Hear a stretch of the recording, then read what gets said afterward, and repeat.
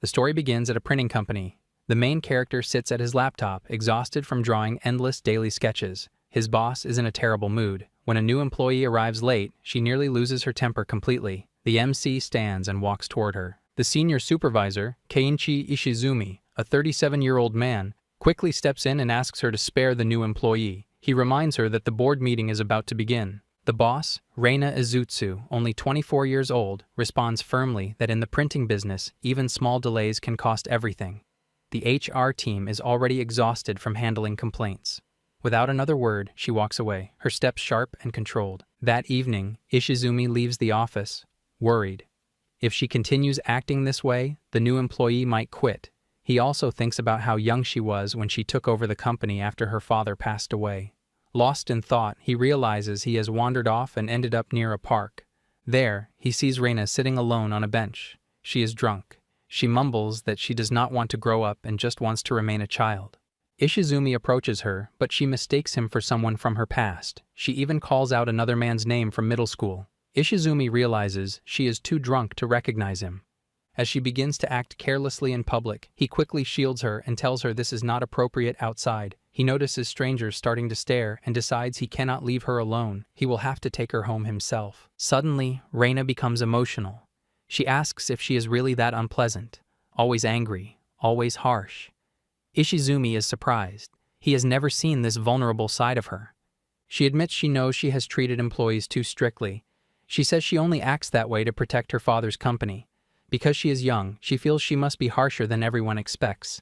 Deep down, she is insecure and afraid she cannot live up to her father's legacy. Ishizumi gently tells her that she is wrong. He reminds her that she took over the company at just 24 without hesitation. He tells her he has seen how hard she works, how late she stays, and how much pressure she carries alone. He promises he will continue supporting her. Reina, still drunk, misunderstands his words and wonders if he is confessing feelings for her. Ishizumi panics and quickly denies it. When she suggests they become friends, he hesitates but cannot refuse her in this state. Eventually, she grows sleepy and leans against him. He supports her gently as she falls asleep, a faint smile on her face. The moment feels unfamiliar and strangely intimate. He carries her home carefully. The next morning, Reina returns to her usual strict self, questioning why the new employee was late again. But quietly, she wonders how she got home the night before. And somewhere in her thoughts, Ishizumi's words linger, and in a small corner of her mind, Ishizumi's words about always being there for her keep spinning. She blushes, drifting off to sleep, wondering if, by some chance, she might see him again if she goes to the park today. A few moments later, she reviews her employees' work and gives instructions in a harsh tone. The employees look nervous under her sharp gaze, but Ishizumi understands why she acts this way. After her father's death, Reina took over the company at just 24. Since then, her strict attitude has created a growing distance between her and her employees. But he knows that despite everything, Reina has a soft side, which he saw last night, and if everyone could see that, maybe the gap wouldn't be so big. Her presence in the company is almost intimidating, and just as she's giving her speech, her eyes land on another employee standing there, half asleep. Then she jumps straight at him, shoving him to the ground and choking him, instantly throwing the entire office into panic. Ishizumi rushes to save him, and after that, the boss storms off, blowing smoke from her ears as she speeds away. The poor guy, trembling, calls out Ishizumi's name, saying that a girl his age has held him like that for the first time, making him feel something stirring inside. Ishizumi tells him to put that feeling to rest. Later in the evening, after the office work wraps up, Ishizumi heads back home, and just as he stands there, pondering about Reina's well-being, a sandal hits him right in the face, and he suddenly falls flat to the ground. Sitting up, he wonders where that came from when he hears a familiar voice and heads inside the park. Then he sees his boss here, this time swaying fully drunk on the song, shouting loudly again about her company and stress, crying out. But even knowing this, he's surprised at what could have caused her so much stress. He's never seen an adult at her age swinging like this, and maybe he's seeing something he really shouldn't. Then, as he calls out to his boss, her attention shifts toward Ishizumi. The moment she sees him, Reina's eyes light up and her face starts to blush. She shouts that she recognizes him, the guy from yesterday, and immediately hugs him, saying she missed him a lot and is so happy. Her body presses closely against Ishizumi's, making him break out in cold sweat again, as if electricity is crackling through his body. She gets emotional, telling him in her drunken state that everyone talks badly behind her back, and starts complaining to Ishizumi about everyone. He thinks to himself that she's still drunk.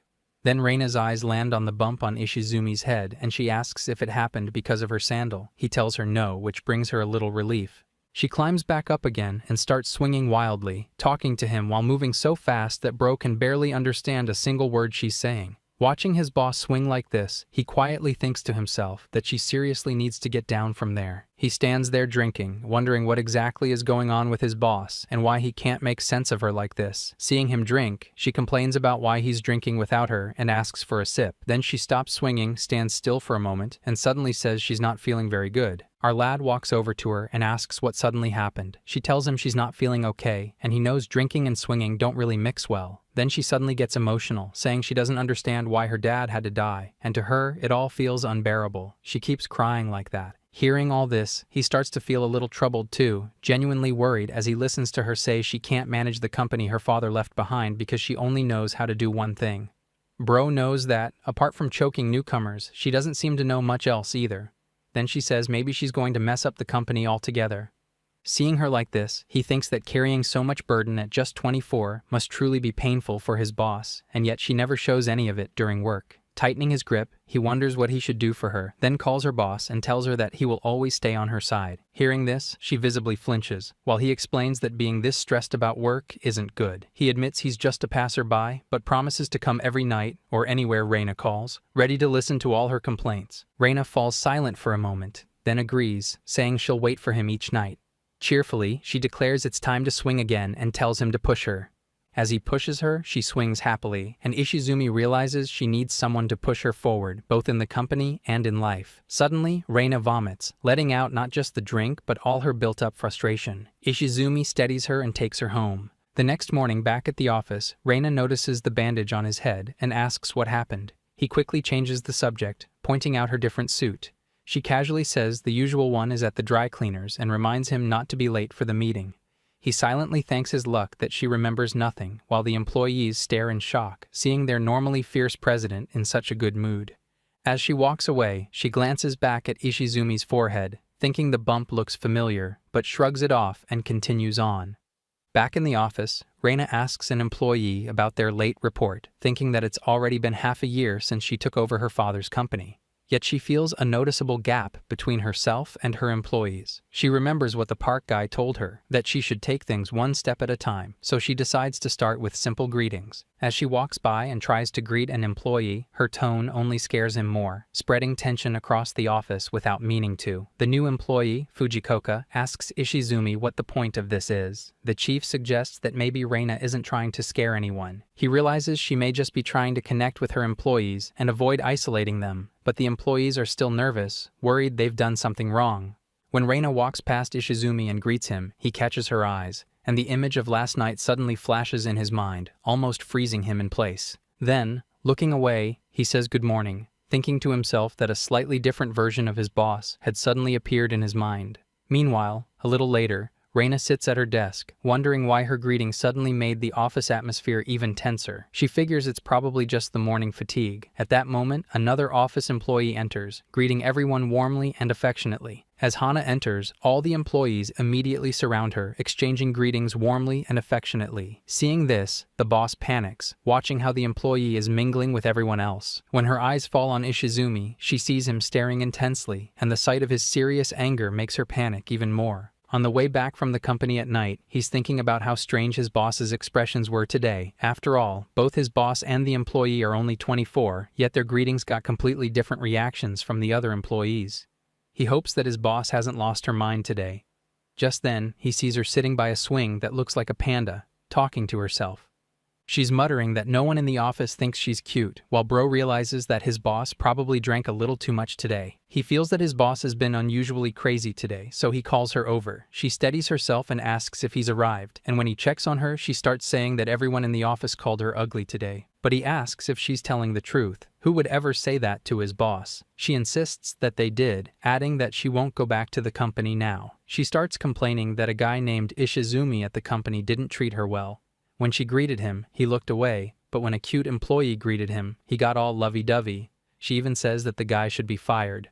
Hearing this, Ishizumi suddenly fears for his own job. He tries to explain to her that maybe the guy, Ishizumi, wasn't ignoring her on purpose, but she angrily asks if he's taking Ishizumi's side, since she doesn't really know that Ishizumi is the one she is depending on right now. He goes on to point out that there's always a difference between a regular, light-hearted employee and a boss's tone, and perhaps that's why she struggles to fully blend with her employees as a leader. Reina finishes another can of drink and asks Ishizumi if he really thinks that way. According to her, employee responses like his either make her feel terrible or, if he's telling the truth, make her insanely jealous. Ishizumi listens, worried once again about her. He thinks that she became president at the same age as some of the employees, skipping all the usual steps, which explains why they're so nervous around her. As she starts talking about more depressing things, he calls her over and tells her he knows how much she's carrying inside. He compliments her face and features, making her nervous. At the same time, he flirts, pushing boundaries, though the real words haven't come out yet. Summoning his courage, he says he can't say this at work,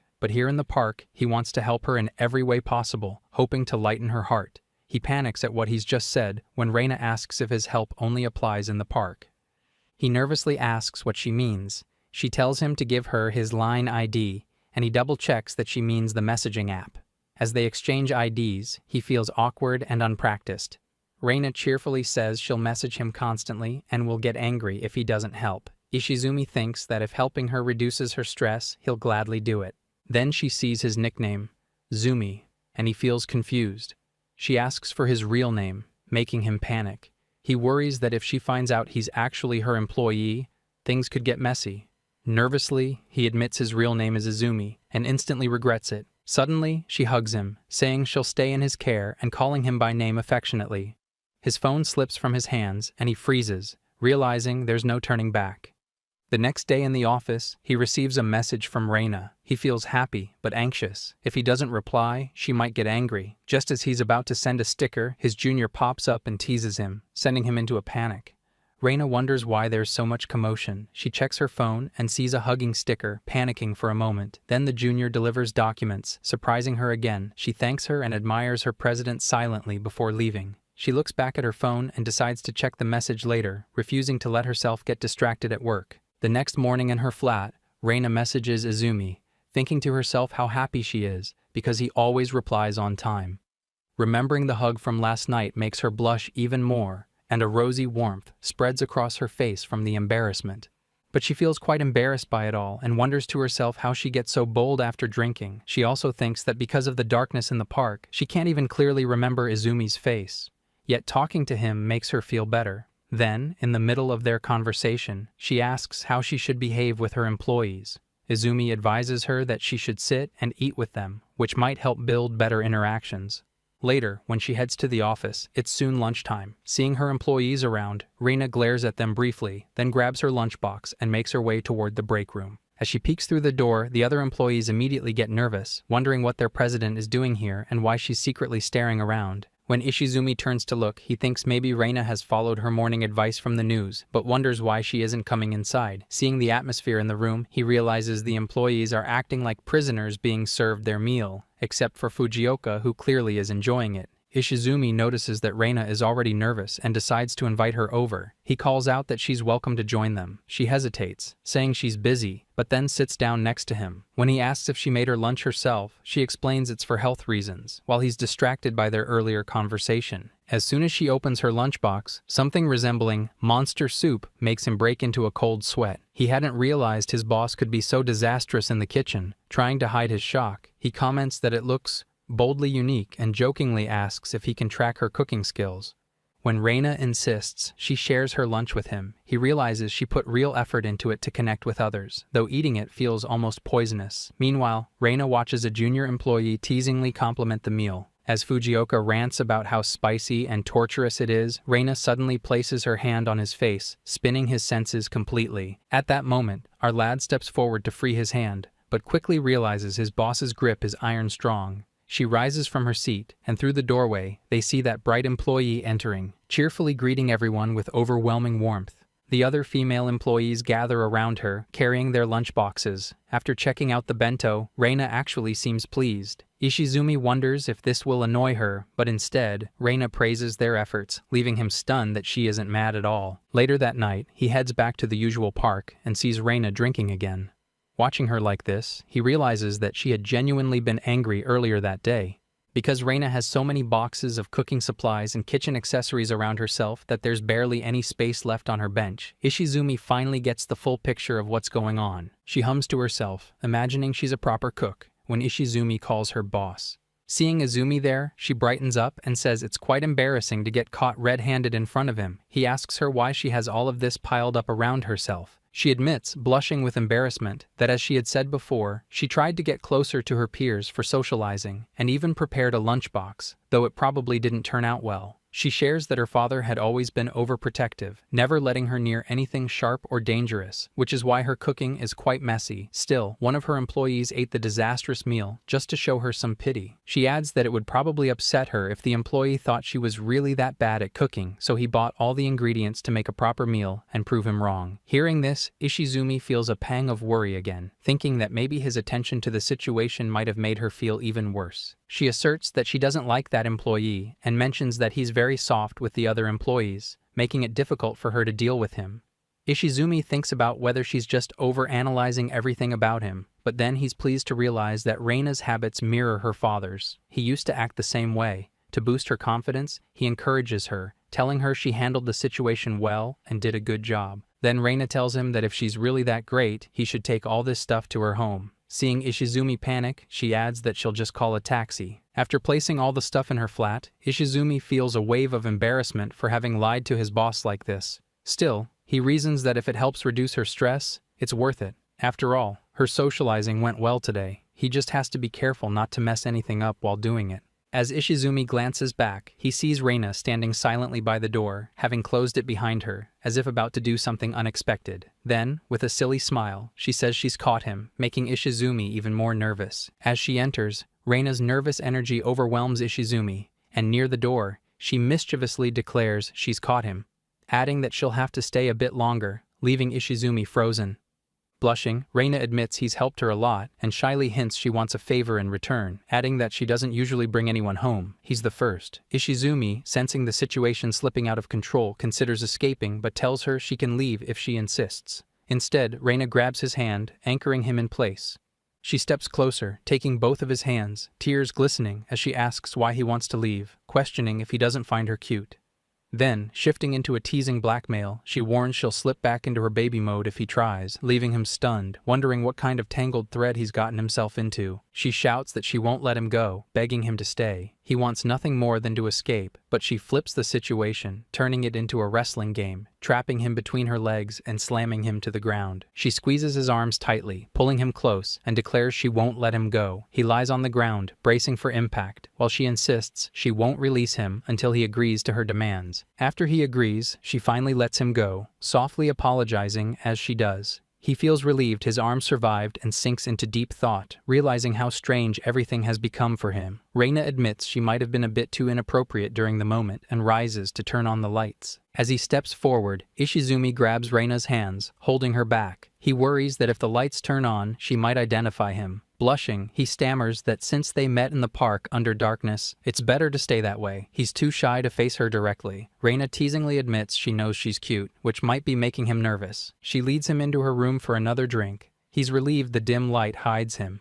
Once she flips on a lamp, she sits him down, admitting she feels a little nervous. The atmosphere turns strangely romantic. When he turns to look at her, she's staring right back, and he panics. He asks about her office, but she flips it, asking which girls he likes. He admits he has no idea, adding that he prefers strong-willed, quiet girls. She lights up, pointing to herself, asking if he means her. Suddenly, she asks which physical features he likes. He blushes, stammering, and she smirks, starting her playful teasing again. Glancing around, he notices the rest of the house is spotless except the kitchen, proof she worked hard making breakfast. She catches him noticing. He admits he prefers rounder figures, and she smiles, moving closer and teasing him further. She begins talking about her work routine, saying that despite the exhaustion, being with him lets her feel like a regular girl instead of always the boss. She admits that when he's around, she gives her best, and when he's not, she struggles. He tries to act normal, saying he hasn't done anything special, while she shyly requests he spend the night. Tension builds in him, chest tight. Suddenly, a sharp pain hits his stomach. He panics, thinking of her cooking, and bolts. Reina stands at the door, calling after him. The next morning, she wakes up embarrassed, unable to believe her reckless behavior. She worries he's upset since he ran off in pain and hasn't replied to her texts. Her eyes land on the sofa, where Ishizumi's phone lies. She picks it up and immediately recognizes it. The next morning, Ishizumi wakes up in his flat and, as soon as he opens his backpack, notices his phone is missing. He starts searching frantically, checking every corner of his place, but it's nowhere to be found. After a thorough search, only one thought crosses his mind. Maybe he left the phone at his boss's house. Dressed and standing outside the office, he drifts into deep thought, realizing that just standing there serves no purpose. Yesterday's mishap, triggered by his stomach pain, had turned into a massive mistake. If anyone at the post noticed the phone notifications and somehow figured out that Izumi was actually Ishizumi, his job would be in serious jeopardy. His boss's heart could break, and the company might even collapse. Overwhelmed with guilt, he silently begins apologizing to all the employees when suddenly he hears his boss calling from behind. She asks what he's doing there, and he greets her lightly, saying he was admiring the magnificent building. She frowns slightly and insists they head inside for work. He silently thanks fate that his boss hasn't recognized him yet, but then his eyes catch his phone tucked into her coat pocket, and before he can react, she slips it on. He watches as his boss sits in her chair, staring intently at the phone. He realizes she hasn't figured out his true identity yet, but he can't help wondering why she's so fixated on the screen. The missing phone is making it harder for him to focus on work, and just then, another lady from behind calls out to him. The lady is actually the section manager of the company, named Kurokawa, and she's come to Ishizumi asking for a favor. She explains that the meeting is at 2, but the boss hasn't shown up yet, so she wants Ishizumi to go remind her. He questions why he has to do it, and Kurokawa insists it's because he's senior and convinces him to handle it. Though deep down, Ishizumi is already quite intimidated by the whole situation. On the other side, the boss is staring at the phone, thinking that today, by not talking to Izumi, she's feeling unusually alone. Last night, after drinking, she had put a lot of pressure, perhaps leading him to believe that Izumi doesn't like naughty and flirty girls. She reflects that keeping something that belongs to Izumi with her makes it feel like he's watching her. Just then, Ishizumi arrives and addresses her as president. She responds in an extremely sweet tone. Ishizumi, Kurokawa, and even Reina panic, sweating at what she just said and in what tone. She suddenly gets very angry, embarrassed, asking what he's even looking at. Ishizumi nervously explains that he just came to talk about the meeting, and she stays with him. Then, placing her phone on the table, she calls out Ishizumi's name, and he responds. She glares at him with murderous eyes, saying she didn't hear anything. Nervously, Ishizumi confirms it, thinking that if she really finds out he's Izumi, she might actually kill him.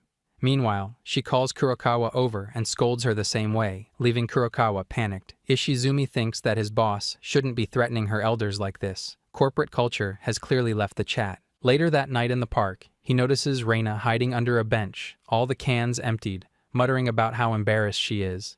Seeing her so flustered for the first time that day, he asks what happened. She replies in a way that makes him feel like he's talking not to a person, but to the bench itself. She explains that she made a childish mistake at the office and feels deeply embarrassed. He reassures her, thinking this side of his boss is genuinely sweet. Her face lights up with a smile. He asks if she thinks he accidentally threw her phone into the river. Unexpected, she pops up and stands in the spotlight like a river angel. Ishizumi realizes her childish antics have begun again. She asks which of the 2 cans he threw in the river. He points to his phone. Blushing, she says that because he was honest, she'll give him all 3 cans. He insists on getting his phone back, so she sets a condition. He must call her an angel instead of boss. Nervously, he agrees. Reina suddenly blushes and hides her face under the bench. He comes closer, softly calling her angel again and asking what's wrong. She shyly says it's too embarrassing. Ishizumi reminds her she told him to say it, but when he asks again if he can get his phone back, she says she'll only return it if he gives her a personal item. He wonders why she wants anything at all. She asks for something that actually is his, even if it's tiny. Nervously, he pulls out his pen, the only thing he has besides the phone. She snatches it from his hand, giving it unexpected value. Then she returns his phone and he thanks her. She promises she didn't look at his phone and only left the vibration on in case a message arrived. None did. Ishizumi feels a slight sting of embarrassment. Reina says she's relieved. No message means she doesn't have to worry about competition for his attention. She adds that it's good to know he doesn't have a girlfriend. Hearing this, he freezes. She tells him she has urgent work tomorrow and leaves. They head off, while Ishizumi sits at home staring at his phone. His last message to her was 2 weeks ago. He wonders if he's really such a loner. When he receives a message from her, he realizes she may be the only person he talks to daily, but perhaps that's a good thing. He begins to wonder if all of this is just for her, while on her side, she seems genuinely happy talking to him. That night, Reina lies on her bed as Ishizumi tells her he loves her, confessing he can't keep it in anymore. He asks what she wants, and she shyly admits she wants a hug. Her subconscious skips all formalities. As he asks her to come closer, she suddenly jumps up, but realizes she's dreaming. She pretends to go back to sleep to keep the illusion, but it doesn't work. Sighing, she gets ready for work.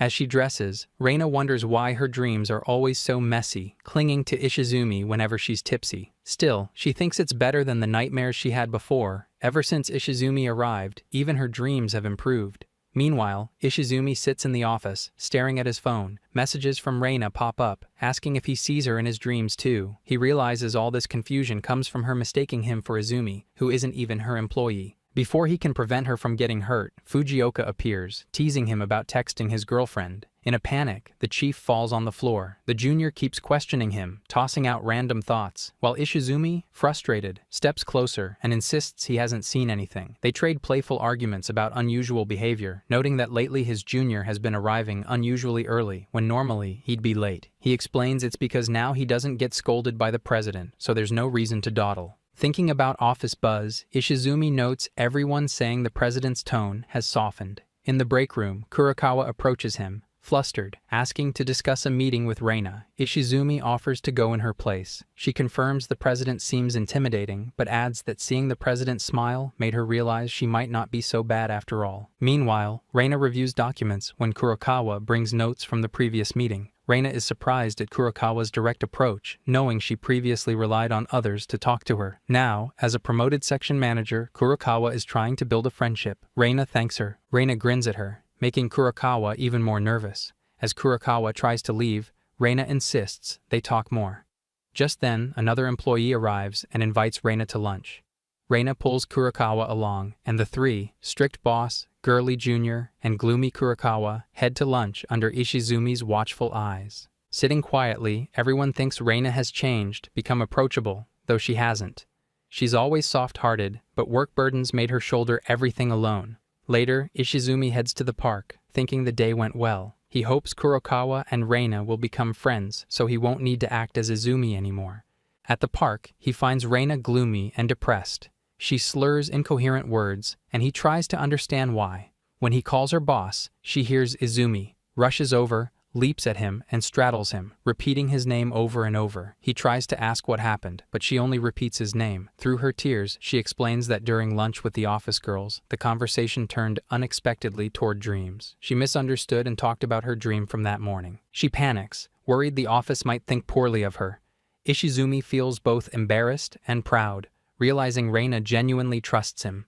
Her tears and confession make Ishizumi consider his Izumi role to continue until she can find someone who truly cares for her. Fujioka is working on a poster, calculating how much an actor would cost as the face of their printed ad. He and Ishizumi exchange a few suggestions about color-proofing and printing details when the junior casually mentions that the performer was once caught up in a scandal. Hearing that, Ishizumi is slightly taken aback. Budget meetings rarely include scandals. The junior goes on to say that he had been caught in an adultery case. Hearing this, Ishizumi feels his panic spike further. He immediately goes to Reina and tells her everything. Without wasting a second, Reina picks up the phone and sharply orders the printing to be stopped, calling it a presidential order. Reina slams the phone down in anger and thanks Ishizumi for saving everyone today. Ishizumi then sends his junior away on some task. Behind them, Hana says that all of this was quite strange and tells her that she should never take interest in that kind of boy. Then suddenly, she asks Reina about her type. Hearing this, she is startled, and Ishizumi is also stunned. Reina hesitates and makes an excuse, but Hana senses the president is hiding something. She asks Reina what she knows about the person she likes, but Reina admits she doesn't know anything specific. Hana points out that Reina clearly has no knowledge, prompting Reina to decide the conversation should end and they should return to work. She reflects that whenever she meets Izumi, she's so intoxicated that she can't remember anything clearly, not even his face. Determined, she resolves to learn more about him from now on, cementing that thought in her heart. Later that night, Ishizumi gets late and decides to inform her, but stops, thinking Reina must still be completely drunk. But when he reaches the park, he sees Reina sitting on the bench, her drink untouched, and she is quietly telling herself that she won't drink today. Self-control scheduled a brief appearance. Seeing her like that, he suddenly hides behind the bushes. Reina glances that way but assumes it's nothing. Ishizumi, panicking, wonders why she hasn't taken a sip yet, while Reina keeps talking to herself, saying she won't drink today until she meets Izumi. That's when Ishizumi realizes exactly what's going on. He watches her secretly and sees Reina pull a can from her shopping bag, losing control for a moment. Ishizumi immediately understands that she's reached her limit, but then Reina puts the can back. She gets up from her spot and starts jogging around the park, heels on, while Ishizumi thinks that jogging in heels could be quite a problem for his boss. She returns to the bench, breath still heavy, while Ishizumi waits, watching, wondering when his boss will finally take a sip. She pulls a can from her shopping bag, holding it in her hand, whispering to herself that she has a secret weapon. Then she pulls out a non-alcoholic beer, saying she'll take it as an excuse and won't get drunk. She opens it to check and starts sipping slowly, her joy bubbling over as she can't hold herself, but she knows this will work. After drinking, she feels a bit relieved and hiccups lightly, calling the beer really good as she walks along, chatting to herself and telling herself that this is perfect for a day when she shouldn't be drinking. Ishizumi hides behind the bushes, watching all her actions closely, waiting. Even after drinking the beer, she can't seem to put the can down, her craving for it growing stronger. Then, right by her ear, a version of her own mind whispers insistently that taking just one sip won't hurt. She gives in to the whispers, her own craving too strong to resist, while Ishizumi watches, wondering who she's talking to. Slowly, she opens the can of the extra drink and almost instinctively brings it close to her lips. Losing control, she finally begins to drink. Suddenly, as she keeps drinking, she slips completely into intoxication, her senses fading until she has no awareness of herself left.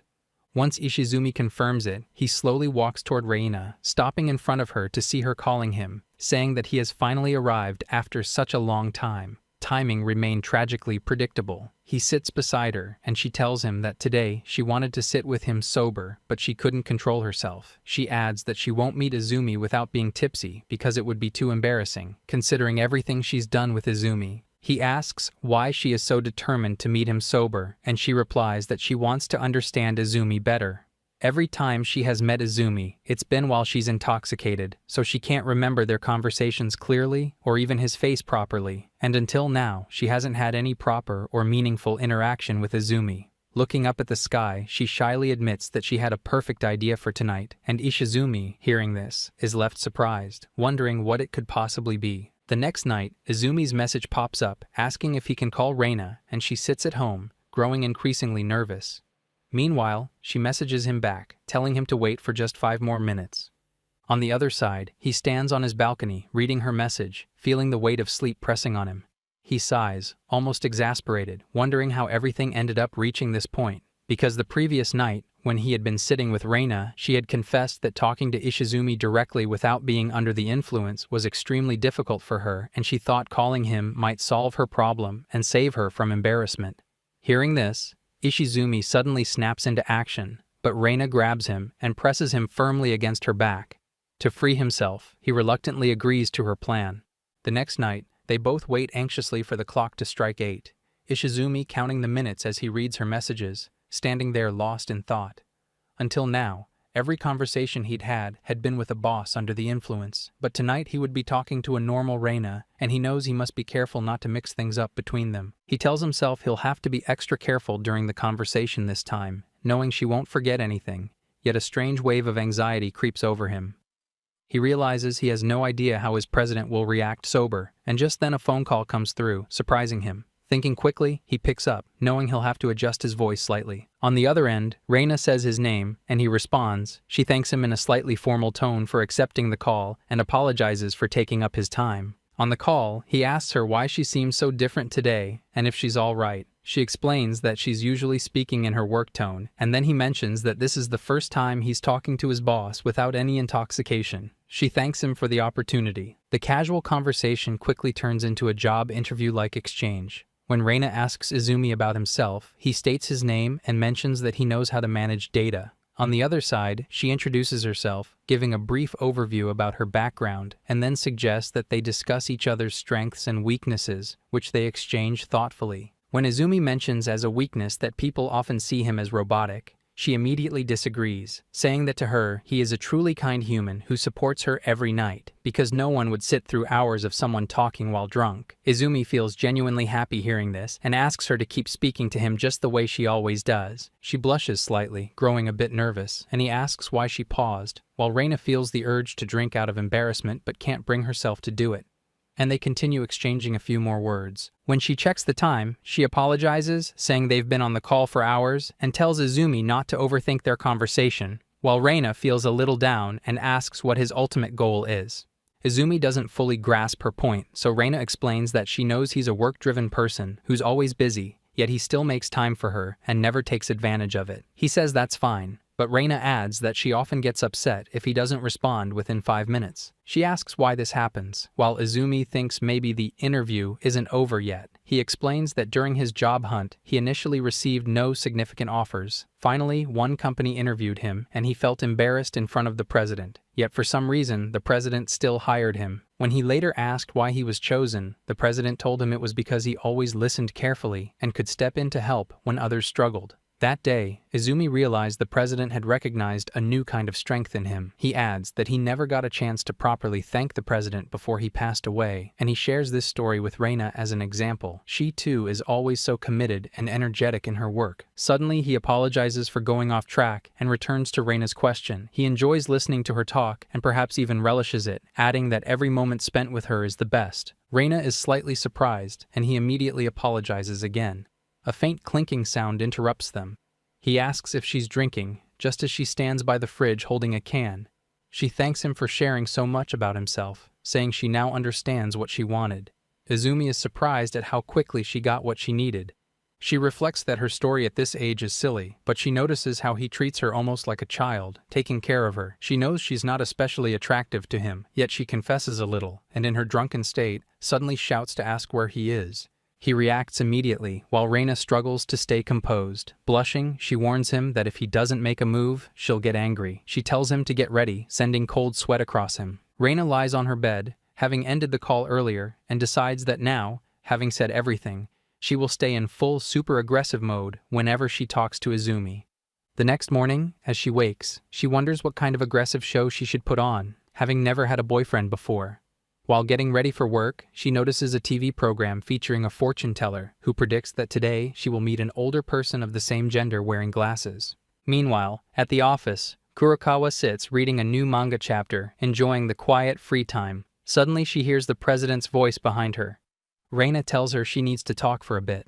Kurokawa shivers, terrified. Reina's tone makes it feel like she's been summoned for a deadly game. Before she can react, another employee approaches briskly, but Reina stops her, insisting that something important is happening. Then, realizing it might be right to include the other employee, Reina calls her over as well. Kurokawa panics in the background. Sipping black coffee during the meeting, Kurokawa sits quietly, wondering what the matter could be. Reina states that this isn't something to discuss during work, which makes Kurokawa even more nervous, fearing she might be fired. As she reflects on her own actions, making excuses to read manga, snacking on company treats, hiding in the bathroom, she worries that her junior might replace her. Just then, Reina calmly tells her that what she really wanted was simply to talk to her. Hesitantly, she asks what she should do if she ever makes a move toward a man older than herself, and hearing this, Kurokawa breaks out into an even heavier sweat, stunned by the question. She excuses her question by saying a friend had given her dating advice and that she didn't know much about love, so she's asking carefully. But Kurokawa can tell from the blush on her face that much of this is for herself. Kurokawa wonders how she could even give advice when she spends all her spare time reading manga, and she figures the junior sitting with them might actually be of some use in this matter. Reina explains that's why she brought Hana along, but the junior blurts out that she's been waiting for all these romantic developments. At the end, Reina tells Kurokawa that her hope rests only on her, leaving her wondering how to respond. She's surprised because ever since she started learning more about Reina, a whole new side of her has become visible. She starts thinking that the previous president was better because when she first joined this new company, she couldn't fit in at all. That president had noticed everyone, encouraged interaction, and helped her adjust. Without that, she might have left the company long ago. She thinks that now, if the conversation turns to this president's daughter, she's running the company in her father's place and doesn't interact much. Still, deep down, she knows Reina is a new girl trying to settle in, so just like Reina's father once helped, she should help her too. With that in mind, she steels herself to give dating advice. She takes off her glasses to clean them and says she's ready to give a little advice. Hearing this, Reina is surprised, thinking she picked the right person, while Kurokawa quietly decides she'll help Reina as much as she can. She steels herself, ready to give advice based on all the knowledge she's gained from manga, and begins to instruct, while Reina, sitting there, starts paying close attention to every word she says. Night falls, and as Reina leaves the office, she instructs everyone to turn off the lights after she's gone. Ishizumi thinks that he'll have to wait a bit once she's left, letting go of the drink invitation he had for the other employees, since sitting with Reina in the park at night has already become part of his routine. After a while, as he leaves the office, Ishizumi thinks it's a good sign that the president went out drinking with some office employees today. He messages her during this time, feeling pleased when he gets a reply saying she's waiting, but seeing it makes him a little nervous. He remembers what Reina said, but he knows he has to hold himself back until she finds the right person for him. Meanwhile, thoughts of her keep surfacing in his mind, and he struggles to discipline himself. He goes to the park and sees Reina turning her face away, asking if he's arrived. He looks at her and wonders what suddenly came over her today. Apparently, Boss Mood Swings now have a premium subscription. At that moment, he has no idea what's running through her mind. Reina sits completely absorbed in Kurokawa's words, having absorbed all the manga knowledge Kurokawa had fed her brain, thinking she just needs to ignore her crush a little. Ishizumi wonders what's wrong and asks if something's bothering her. She turns toward him angrily, and the sight of her face makes Ishizumi nearly faint. Here I am, know it's been a while. I was in denial about my love. Here I stand, I know I walked away.